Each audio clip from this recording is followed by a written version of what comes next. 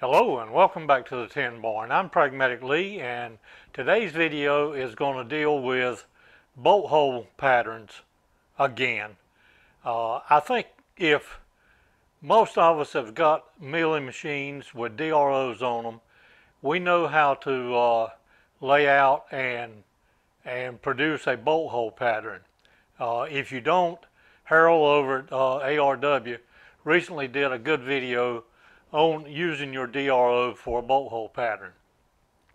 I'll also show later in this video the process of doing that as well on the DRO.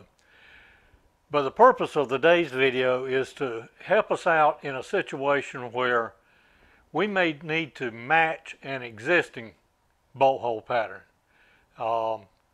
It could be on a very small diameter piece, or it could be on a trailer tire or tractor tire or a kid's go-kart tire. It could be again a wheel for a tire, or it could be a gear. Thousands of scenarios where you would need to match a bolt hole pattern. Now in a situation like this, where you've got 3 bolt holes, this one happens to have a little boss in it. This simulates what brought this to mind for me several years ago when I was building a can crusher, a pneumatic can crusher. The pneumatic cylinder on the top of it had a boss in the middle, very similar to that, and had a 3-hole bolt hole pattern. Now a simple way of transferring that into, say, like a piece of metal we wanted to screw that to. A simple way may be to set your transfer screws. You know, the little type that screw in with the point sticking out. Screw them into there.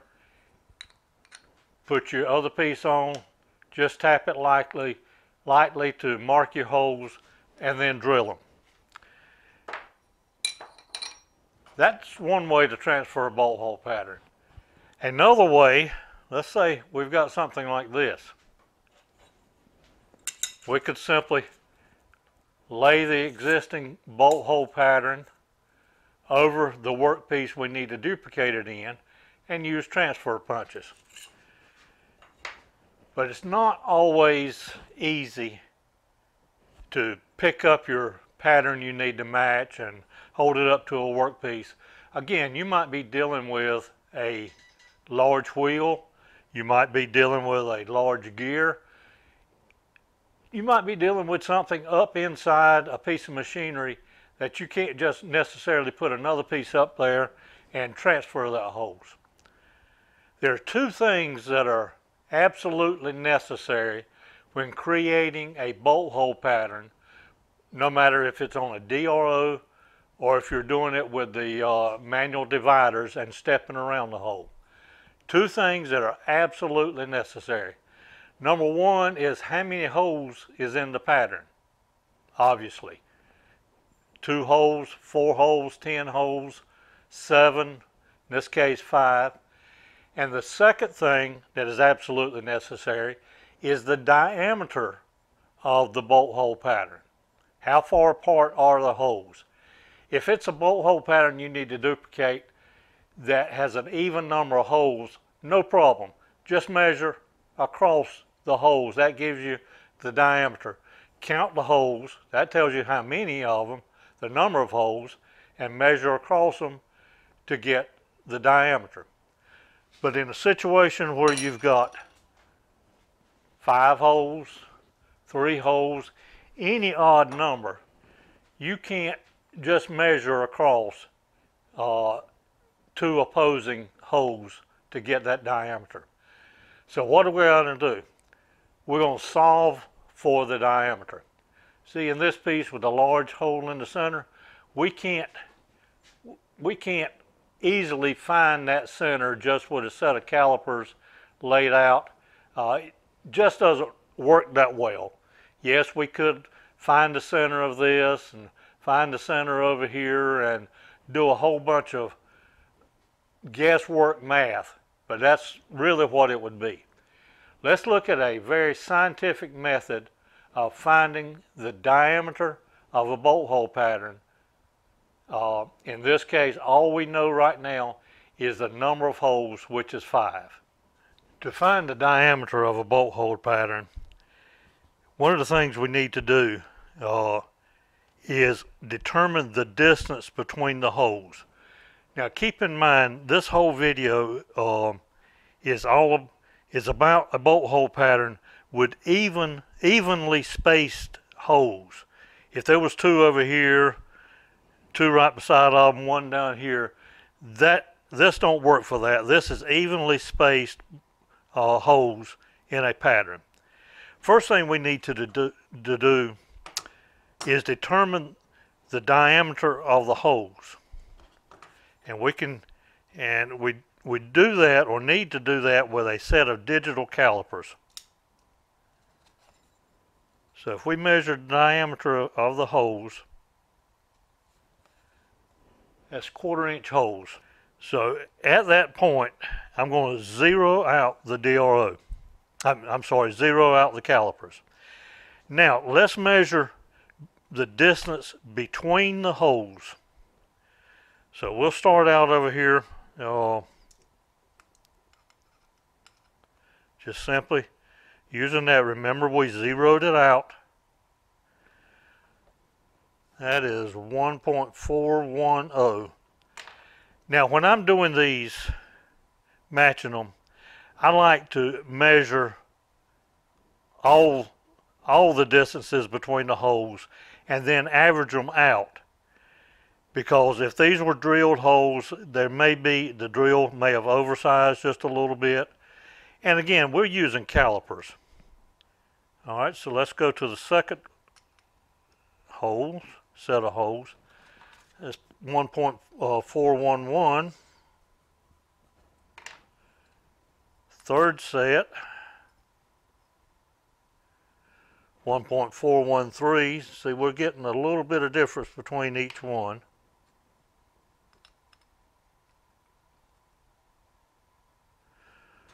.409.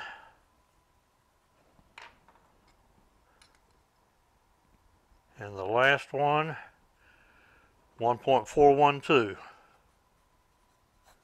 All right, give me just a moment, find my calculator and add these up.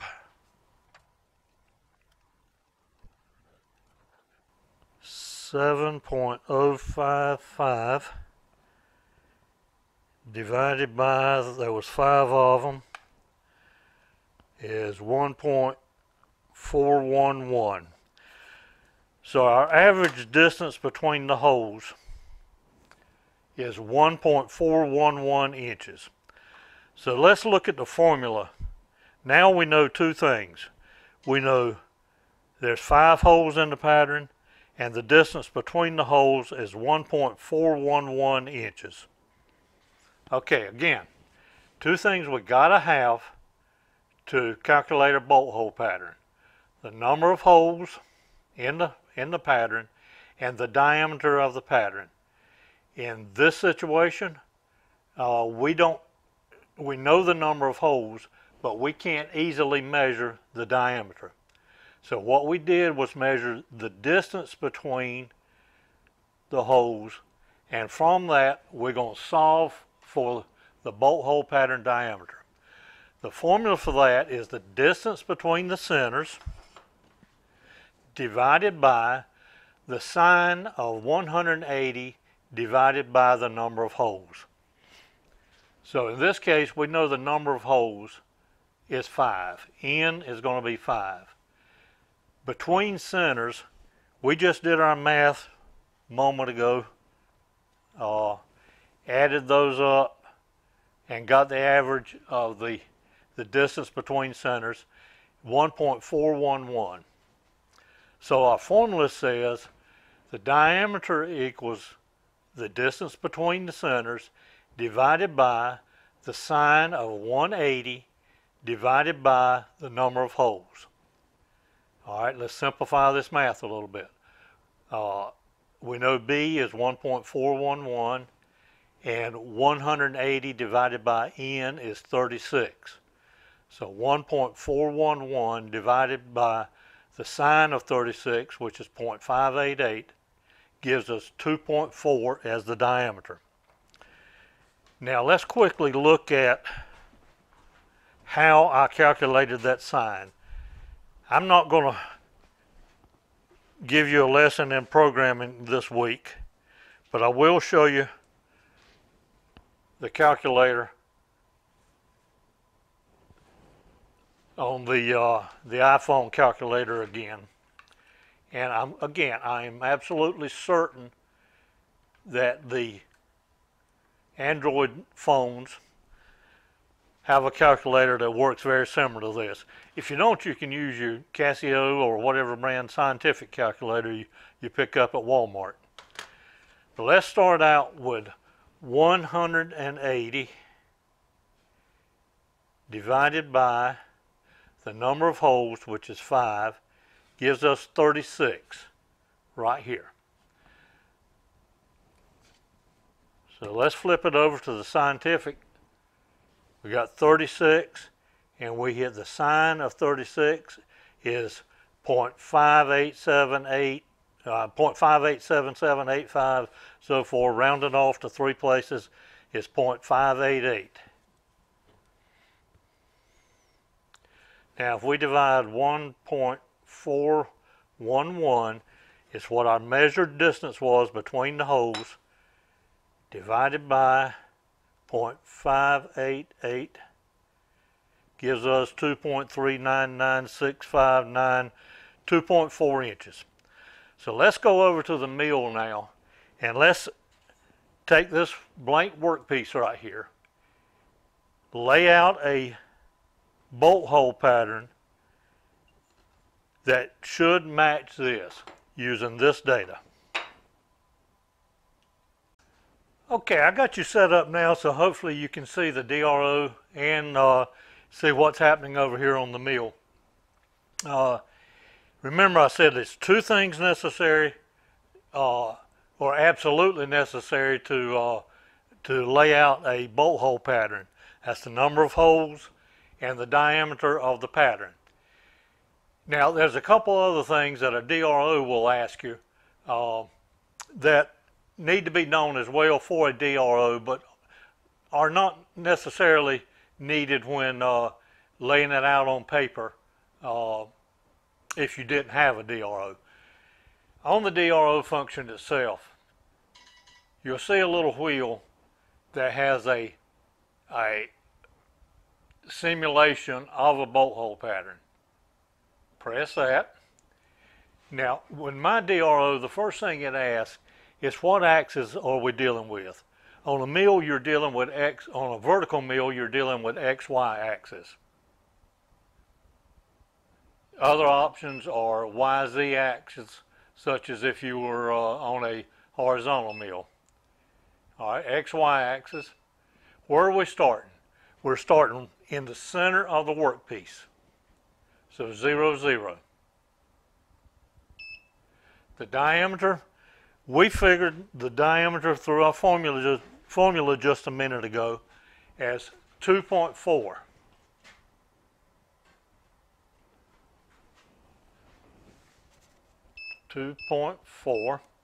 Enter that. Now move to the next step. The number of holes is going to be 5 in our pattern. Starting angle is 0. Let me see if I can explain starting angle and ending angle to you over here on the mill. I have my mill, DRO and my mill set up to start at 3 o'clock and work counterclockwise. I'm pretty sure in Harold's video, his starts at 9 o'clock and work clockwise. I think it might have worked clockwise, but I'm pretty sure he started at 9 o'clock. But in either case, wherever your DRO starts will be the starting angle, which in our case is going to be 0. Now in Harold's presentation, what he did was take the number of bolt holes, which in our case is 5, divide 360 degrees by 5 is 72. So 72 plus 72 plus 72 plus 72, ending angle would be 288. On my DRO, the ending angle, I can set it to 360 degrees and it will go a full circle. But we could set it to 288 and on this DRO and it worked fine. Harold, if you're watching this, I encourage you maybe try 360 as the ending angle on yours just on the test piece and see how it does. All right. So that says for our first hole we should move to 100, or we should zero out each of these axes. So we'll move to 0 here. And the Y should be at 0. I think I bumped that with my stomach. And we're going to be drilling and tapping this for a 1/4 to match our existing bolt hole pattern that had 1/4 holes in it.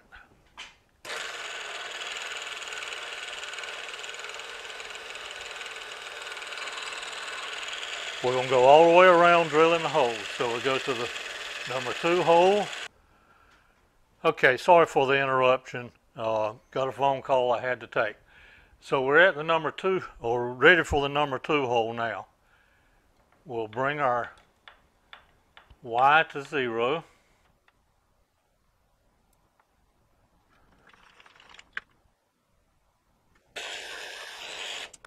Go to our number 3 hole.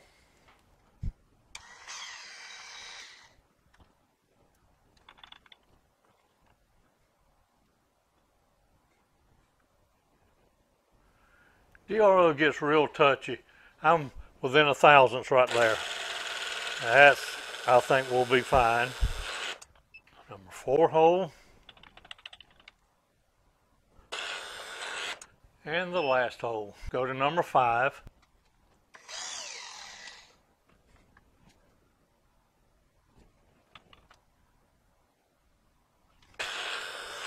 All right, that might have been the most difficult bolt hole pattern I've ever done, trying to run 2 cameras and answer the phone all at the same time. But I think we're in business now, so let's go back over to the workbench. No, I'm sorry, before we do that, we need to drill and tap this. All right, I'll try to get my mind back on what we're doing here. We got it drilled. Nice thing about a DRO, it remembers where you are and basically remembers where you came from. So we can start right here with the 5th hole. I'll get everything slowed down.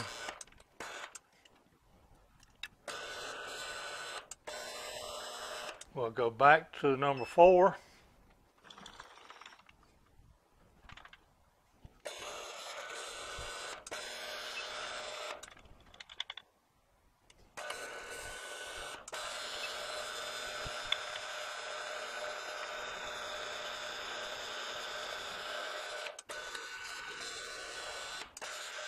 Finally back to hole 1.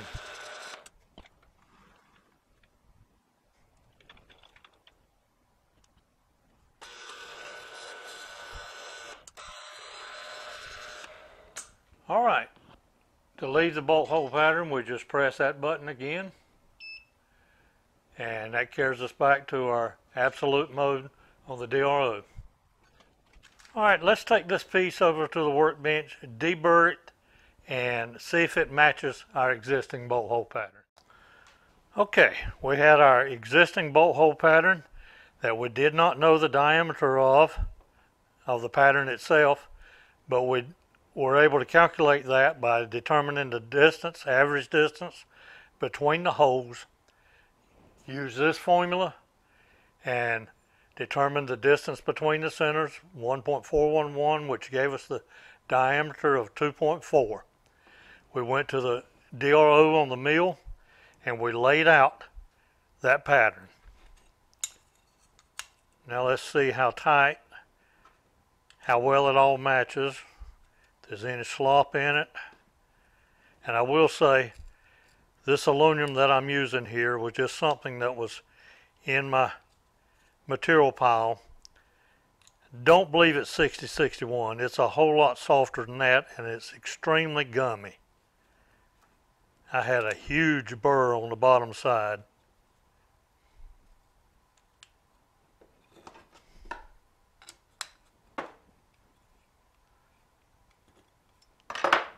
And evidently there's a little burr left in the holes. All right.